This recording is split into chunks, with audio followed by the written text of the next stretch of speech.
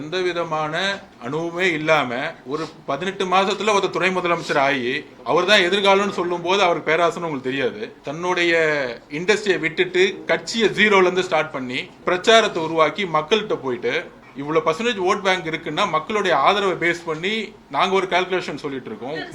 நான் பேசிட்டு இருக்கேன். அது அப்படி தேவையில்லை. நீங்க எம்ஜிஆரை பார்க்கும் பொழுது எல்லாரும் இதே தான்.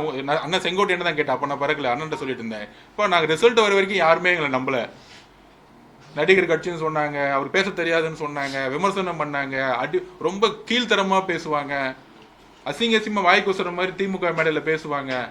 ஆனா இதெல்லாம் மீறி அன்னைக்கு தமிழக மக்களுடைய பெண்களுடைய ஓட்டு மூலியமா அவர் ஜெயிச்சாரு. இதே தான் என்டிஆரோட ஸ்டோரி. 83ல 98 என்டிஆர் வந்து கட்சி உருவாக்கும் பொழுது கேண்டிடேட்டே இல்லைன்னு சொல்லுவாங்க, இந்த கேண்டிடேட்லாம் ஜெயிப்பாரான்னு.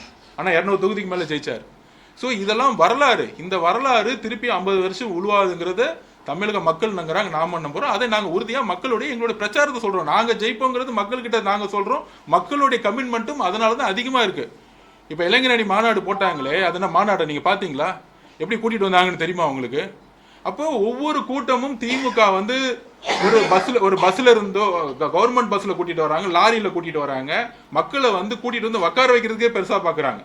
ஆனா இன்னைக்கு வந்து தலைவருடைய பிரச்சாரத்துக்கு லட்சக்கணக்கில் வரக்கூடிய, நீங்க மதுரை மாநாடு நீங்க எல்லாரும் வந்திருப்பீங்க. 350 ஏக்கர்ல எங்களுக்கு வந்து இது வரைக்கும் அப்படி தமிழக எந்த கட்சியும் அந்த ஒரு மாநாடு நடத்தினால அவ்வளவு பெரிய பப்ளிக் பிரசன்ஸ் இருந்தல. இதை நாங்கள் உறுதியாக நம்புறோம். இல்ல இந்த மாற்றம் எலெக்ஷன் ரிசல்ட் அன்னைக்கு உங்களுக்கு புரியும். அன்னைக்கு நீங்க சொல்லுவீங்க. அன்னைக்கு நான் உங்க பிரஸ் கான்ஃபரன்ஸ் கூப்பிடுறேன்.